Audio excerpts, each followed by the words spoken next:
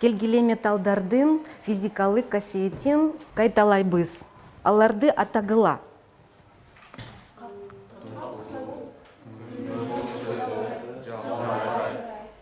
Жогоруда сиздер 1-Май районуна караштуу номер 70-орус тилдүү мектептеги көп тилдүүлүк программасы боюнча сабактын башында 5 мүнөт жарым жартылай кыргыз тилине чөгөрүп өтүп жаткан химия сабагы. Мында инновациялык технологиялар борборунда тил эмес предметтердин коммуникативдик методикадан атайын окуудан өткөн мугалимдер сабак өтөт. Вот вы знаете, я сама напросилась на этот проект.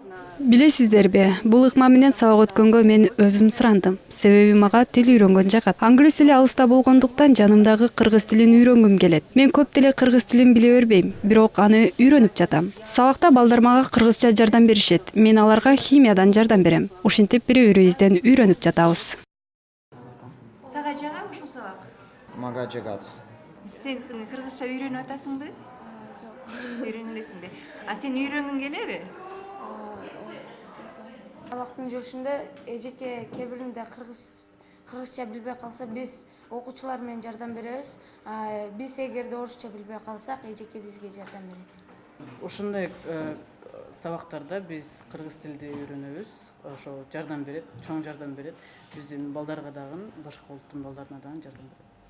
Бишкектеги 1-Май району боюнча ушундай 8 пилоттук мектеп бар. Көп тилдүүлүк программасынын алкагында балдарга сабак берген мугалимдердин көзгө көрүнбөгөн, бирок опол-тоодой жооптуу эмгектерине ыраазы болууга болот. Анткени бир сабак 2 тилде өткөндүктөн мектептеги кыргыз тил мугалимдери менен башка предметтердин мугалимдери чогуу иштешип, бир эле сабакты 3 же 4 мугалим бирге даярдашат.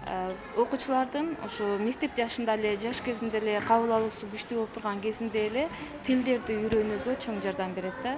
Мисалы үчүн буга чейин окуучулар жалаң орус тилинде окуп келген болсо, азыр кыргыз тилин дагы акырындан киргизип, кыргыз тилин дагы акырындан үйрөтүп, интенсивдүү үйрөнүшөт да. Дароо эле күчтүү татаал темалар берилбейт. Акырындан бала кабыл алуусуна жараша өзүнүн мындай методикасы бар, мугалимдер методиканы окушкан.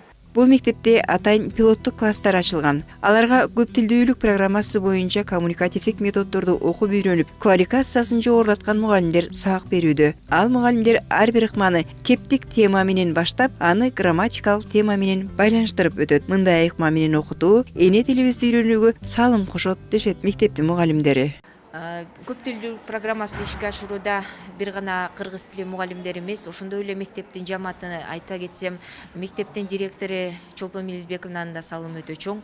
Себеби ошол директордун жетектөөсүнүн астында бул көп тилдүүлүк программасы ишке ашууда. Себеби бардык бир гана кыргыз тили сабактарында эле кыргыз тилде сүйлөбөй балдар, башка предметте дагы химия, биология, математика сабактарында кыргыз тилде сүйлөп, ал сабакты аткарып балдар жатышат деген ойдомун. Адистердин айтуусунда жерлерде мындай ыкма менен окутууга кызыккан мугалимдердин саны дарбын. Башка мектептердин мугалимдеринин арасында аябай чыгармачыл мугалимдер, изденген мугалимдер өз алдынча окуп, биздин курсту дистанттык курста окуп үйрөнүп, анан көп тилдүү билим берүүнүн алгылыктуу методикалык жакшы жактарын алып өз тажрыйбасында колдоно берсе болот.